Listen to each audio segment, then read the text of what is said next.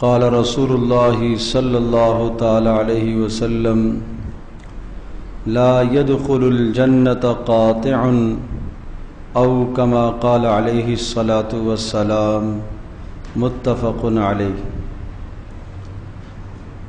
حضرت جبیر بن مطعم رضی اللہ تعالی عنہ ارشاد فرماتے ہیں کہ رسول اللہ صلی اللہ تعالی علیہ وسلم نے ارشاد فرمایا کہ قطع تعلق کرنے والا شخص جنت میں داخل نہیں ہوگا۔ قطع تعلق کرنے والا آدمی جنت میں داخل نہیں ہوگا۔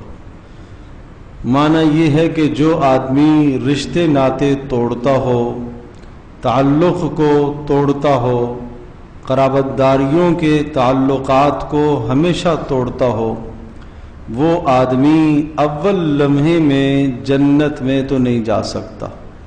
معنی یہ ہے کہ اپنے گناہوں کی بدترین سزا پا کر پھر اس کے بعد اگر ایمان کی وجہ سے اس کے لیے جنت کا فیصلہ ہوا تو ہو جائے گا، لیکن اول وہ جنت میں نہیں جائے گا۔ تو اس لیے قرابت داری کا اسلام میں بہت بڑا حق ہے اور بہت زیادہ تاکید ہے۔ ایک حدیث پاک میں ارشاد فرمایا کہ اللہ نے جب ساری کی ساری مخلوقات کو پیدا کیا تو خود قرابت داری یہ تعلقات، یہ رشتہ داریاں، یہ اللہ تبارک و تعالیٰ کے عرش کے ساتھ چمٹ گئی۔ یعنی ایک رسول اللہ صلی اللہ علیہ وسلم نے یوں اس طرح سے مثال سے سمجھایا، اور اس قرابت داری اور رشتہ داری نے خود اللہ سے یہ درخواست کی کہ اے اللہ تو نے مجھے پیدا کیا ہے، لوگ تو مجھے توڑیں گے۔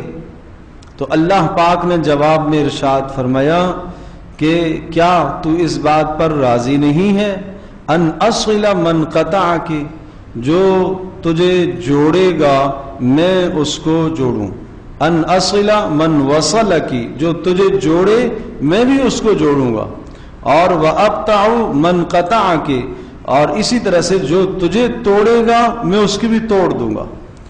مانا جو قرابت داریوں کو، رشتہ داروں کو، رشتے ناتوں کو توڑے گا، اللہ تبارک و تعالیٰ اس کی زندگی کو خراب کر دے گا، اللہ اس کی زندگی کو تباہ کر دے گا۔ اللہ پاک ہم سب کی حفاظت فرمائے۔ تو زندگی کے بہت سارے مشکلات اور مسائل آج ہمارے بگڑے ہوئے اس لیے ہیں کہ قرابت داریوں کا خیال نہیں کرتے، رشتہ داروں کا خیال نہیں کرتے۔ تو رشتہ دار اگر مدد کے محتاج ہیں مالی، تو مالی مدد کی جائے، اور اگر مالی مدد کے محتاج نہیں ہیں تو زبانی ان کی حوصلہ افزائی کی جائے، ان کی مشکل میں ان کا ساتھ دیا جائے، ان کی خوشی میں مبارکباد دی جائے۔ یہ قرابت داروں کا حق ہے، یہ رشتہ داروں کا حق ہے۔ لیکن ہوتا یہ ہے کہ عام طور پر اپنے قرابت دار کی، رشتہ داروں کی اچھائیاں اور ان کی ترقیاں بسا اوقات آدمی کو اچھی نہیں لگتی، اس لیے آدمی ان کی خوشی میں خوش نہیں ہوتا تو مبارکباد دینے سے بھی کتراتا ہے۔ یہ سخت گناہ کی بات ہے، اور اس لیے بھی آدمی پیچھے رہتا ہے کہ وہ میری مشکل میں نہیں آیا تھا، وہ میری خوشی میں نہیں آیا تھا، اس نے میری خوشی کے موقع پر مجھے مبارکباد نہیں دی تو میں کیوں دوں؟ یہ بات بالکل غلط ہے۔ رسول اللہ صلی اللہ علیہ وسلم نے ارشاد فرمایا لیس الواصل بالمکافی، صلہ رحمی کرنے والا وہ نہیں ہے جو برابر برابر کرے، یعنی اس کے ساتھ اچھا کیا جائے تو یہ اچھا کرے، کوئی اچھا نہ کرے تو یہ بھی اچھا نہ کرے۔ فرمایا یہ صلہ رحمی نہیں ہے، ولیکن الواصل الذی اذا قطعت رحمہ وصلھا، صلہ رحمی کرنے والا تو وہ ہے کہ جب اس سے رشتے کو، ناطے کو، تعلق کو توڑا جائے تو یہ جوڑنے کی کوشش کرے، لوگ اس سے پیچھے ہٹیں یہ پھر آگے بڑھے، اس کو کوئی سلام کرنے کو تیار نہیں ہے یہ پھر آگے بڑھتا ہے، اس کو کوئی اپنے گھر بلانے کو تیار نہیں ہے، کوئی اس کے پاس آنے کو تیار نہیں ہے، یہ پھر کہتا ہے کہ نہیں بھائی یہ میرا بھائی ہے، یہ میری بہن ہے، اور یہ میرا چچا ہے، یہ میرا ماموں ہے، یہ میرا عزیز ہے، یہ سسرالی تعلق دار ہے۔ سسرالی رشتہ دار وہ بھی قرابت داریاں ہیں، بیوی کے جو رشتے ہیں وہ بھی قرابت داریوں میں شامل ہیں۔ تو ان سب کے ساتھ آدمی کو حسن سلوک کرنا چاہیے. اور الاقرب فالاقرب، جو جتنا قریب ہے رشتے میں اس کا حق کتنا پہلے ہے، جو بعد میں اس کا حق بعد میں ہے. تو اس لیے اس بات کا خیال رکھا جائے. ایک حدیث میں یوں ارشاد فرمایا الرحم معلقۃ بالعرش، قرابت داری اللہ تبارک تعالیٰ کے عرش کے ساتھ معلق ہے. اور اللہ تبارک تعالیٰ نے اس قرابت داری نے خود اللہ سے یہ کہا کہ مجھے تو لوگ توڑیں گے، تو اللہ نے وہی ارشاد فرمایا کہ جو تجھے توڑے گا میں اس کو توڑ دوں گا، اور جو تجھے جوڑے گا میں اس کو جوڑوں گا، اس کے خاندان کو، اس کے گھر والوں کو آپس میں اللہ محبتیں عطا کرے گا، مجتمع رکھے گا اللہ پاک. اس لیے کہ دوسروں کو جوڑنے کی کوشش کرتا ہے. تو اس لیے اپنے گرد و نواح میں، اپنے معاشرے میں جوڑ پیدا کرنے کی کوشش کی جائے. ایک حدیث میں یوں آیا، ایک شخص نے کہا اللہ کے رسول میرے کچھ رشتہ دار ایسے ہیں کہ میں تو ہمیشہ ان کے ساتھ صلح رحمی کرتا ہوں، لیکن وہ صلح رحمی کا خیال نہیں کرتے، وہ رشتے ناطے توڑتے ہیں، قطع تعلق کرتے ہیں، اور میں ان کے ساتھ اچھائیاں کرتا ہوں، وہ اچھائی کا بدلہ برائی سے دیتے ہیں. اور کہا کہ میں ان کے لیے بہت تحمل سے کام لیتا ہوں، برداشت کرتا ہوں ان کی باتوں کو، لیکن وہ میرے ساتھ جہالت والا معاملہ کرتے ہیں. تو میں کیا کروں؟ کیا جس طرح سے وہ میرے ساتھ کرتے ہیں میں ان کی برائی کا بدلہ برائی کے ساتھ دے دیا کروں؟ کیا وہ جاہل ہیں میرے ساتھ تو میں بھی جہالت کا رویہ اختیار کروں؟ وہ برا کر رہے ہیں تو میں بھی برا رویہ اختیار کروں؟